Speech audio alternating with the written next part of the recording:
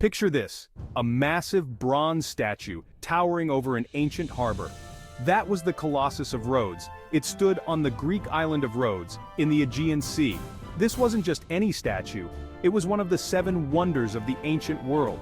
Imagine a structure as tall as the Statue of Liberty but built over 2,000 years ago. The Colossus depicted Helios, the Greek god of the sun. The statue was about 108 feet tall. It took 12 years to complete, from 292 to 280 BCE. The ancient Rhodians were proud of their creation. The statue became a symbol of Rhodes. It represented the island's power and wealth. Even today, the Colossus captures our fascination. The Colossus wasn't just a pretty statue, it had deep historical significance. Its creation was tied to a major event in Rhodes' history. In 305 BCE, Rhodes was under siege. Demetrius I of Macedon, a powerful ruler, wanted to conquer the island. But the Rhodians refused to give up. They fought bravely and successfully defended their city. The siege lasted for a year. In the end, Demetrius was forced to retreat. This victory was a big deal for Rhodes. It proved their strength and independence. The Rhodians wanted to celebrate this triumph. They decided to build a monument unlike any other. The statue of Helios was chosen for a reason. Helios was the patron god of Rhodes.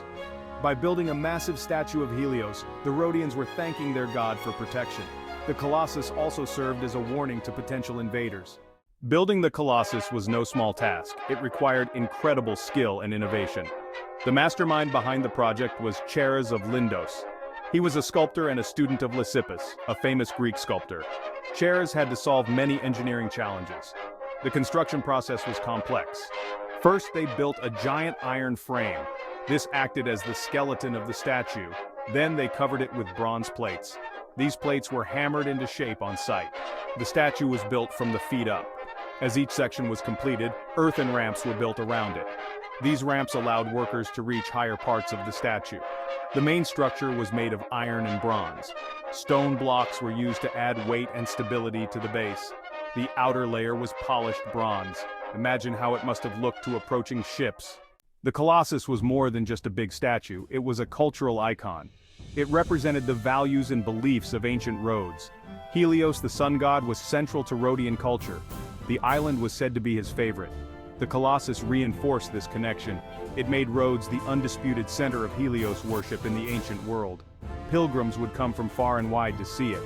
The statue's influence went beyond religion. It became a symbol of Rhodian identity. The people of Rhodes were proud of their creation. It represented their skill, wealth, and ambition. The Colossus appeared on Rhodian coins and seals. It was like the Eiffel Tower of the ancient world.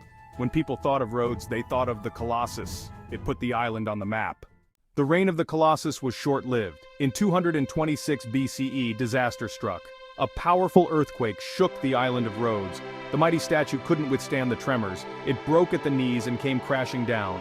The once proud monument lay in ruins. The Rhodians considered rebuilding the statue. They even received offers of help from other rulers, but in the end, they decided against it. An oracle advised them to leave the statue as it was. Even in ruins, the Colossus continued to amaze. The fallen pieces were left where they lay for centuries. They became a tourist attraction in their own right. Pliny the Elder, a Roman author, visited the site about 300 years after its fall. He wrote that even the fallen pieces were impressive. The memory of the great statue continued to inspire people long after its pieces were gone. The Colossus may be gone, but its influence lives on. It has inspired many modern monuments and statues. The most famous of these is probably the Statue of Liberty in New York. Frederick August Bartholdi, its designer, was fascinated by the Colossus. He wanted to create a new Colossus for the modern world.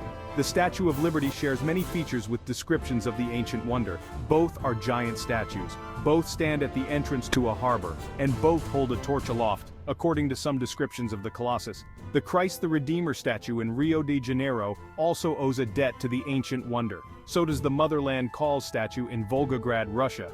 These massive statues all echo the grandeur of the Colossus.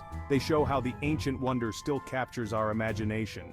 The term Colossus is now used to describe anything huge or powerful. The Colossus challenges us to push the boundaries of what's possible. It inspires us to create wonders of our own.